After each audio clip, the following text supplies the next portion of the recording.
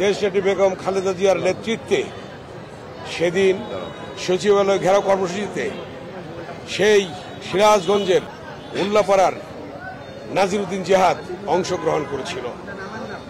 যখন সচিবালয় ঘেরাও কর্মসূচি পালন হয় ঠিক সেই মুহূর্তে অকাতরে গুলি চালিয়েছিল। সেখানে দেশনেত্রী বেগম খালেদা জিয়ার নেতৃত্বাধীন মিছিলে গুলি চালিয়েছিল। শহীদ জিহাদ সেদিন আমাদের পাশে ছিলেন এবং দেশনেত্রী বেগম খালেদা জিয়ার পাশে ছিলেন। গুলিতে এক পর্যায়ে সে রাজপথে লুটিয়ে পড়ে এবং তাকে আমরা ঢাকা মেডিকেল কলেজ হসপিটাল নিয়ে যাই। সাথে সাথে সেখানে তাকে মৃত ঘোষণা করে। আমরা জিহাদের লাশকে নিয়ে ঢাকা বিশ্ববিদ্যালয়ে গেলাম। সেখানে সেই লাশ নিয়ে আমরা প্রথম সূর্য সেন হলে, সেখান থেকে লাশ ছিনিয়ে নেওয়ার চেষ্টা করেছিল, নিতে পারে নাই। তারপর মুজিব হলে, সেখানে আমাদের জাতীয় নেতৃবৃন্দ আসলেন। বিএনপি চেয়ারপারসন দেশনেত্রী বেগম খালেদা জিয়া সহ বিভিন্ন দলের রাজনৈতিক নেতৃবৃন্দ এসে সেখানে তার লাশের পাশে দাঁড়িয়ে জাতীয়তাবাদী ছাত্রদল সহ সকল ছাত্র সংগঠনকে দেশনেত্রী বেগম খালেদা জিয়া নির্দেশ দিলেন, তোমরা ছাত্ররা এক হও এই জিহাদের লাশকে সামনে রেখে। তাৎক্ষণিকভাবে আমরা জিহাদের লাশকে সামনে নিয়ে আমরা অপরাজয় বাংলা পাদদেশে আসলাম এবং তাৎক্ষণিকভাবে আমরা ডাকসু ভবনে বসলাম। বসে সেখানে সিদ্ধান্ত নিলাম, আজকের থেকে সর্বদলীয় ছাত্রৈক্য গঠন হলো এবং সর্বদলীয় ডাকসু এবং সর্বদলীয় ছাত্রৈক্যের নেতৃত্বে আন্দোলন শুরু হবে দেশনেত্রী বেগম খালেদা জিয়ার নির্দেশে। সে আন্দোলন শুরু হলো।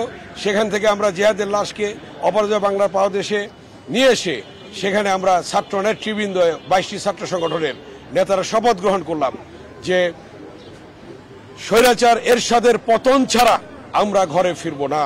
সেই শপথ করে তার লাশকে সামনে রেখে শপথ গ্রহণের মধ্য দিয়ে পরের দিন 11 তারিখ আমরা হরতাল আহ্বান করলাম ছাত্ররা। সেই সর্বদলীয় ছাত্রৈক্য হরতাল আহ্বানের মধ্য দিয়ে আমরা সেদিন শাহবাগে আসলাম। পরের দিন 11 তারিখে আসার সাথে সাথে সেখানে পুলিশ লাঠি চার্জ, টিয়ার সেল, গুলি চালানো হলো। আমাদের অনেক ভাই শহীদ হলো, সেদিন অনেক ভাই আহত হলো। সেখানে আমরাও এই যে ছাত্র নেতৃবৃন্দ যারা আমার ডান দিকে বাঁ দিকে দাঁড়িয়ে আছেন, সকল ছাত্র নেতৃবৃন্দই সেদিন আহত হলো।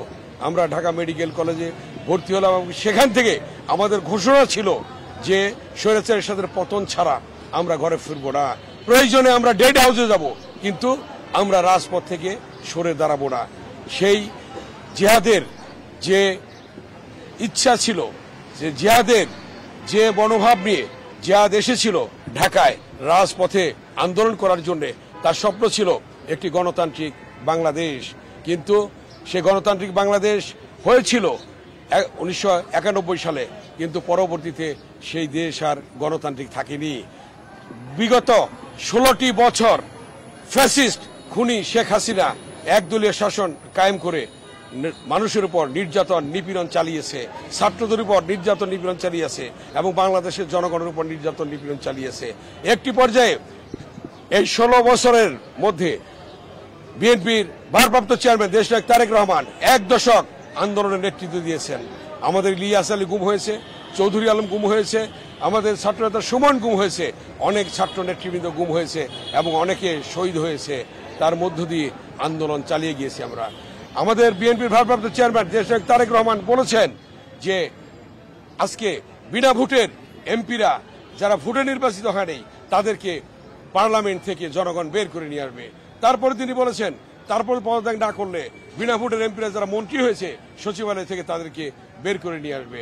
তারপরে যদি পদত্যাগ না করে ফ্যাসিস্ট খুনি শেখ হাসিনা অবৈধ প্রধানমন্ত্রী, অনৈতিক প্রধানমন্ত্রী, তাকে গণভবন থেকে জনগণ বের করে নিয়ে আসবে। সর্বশেষ তাই হয়েছে।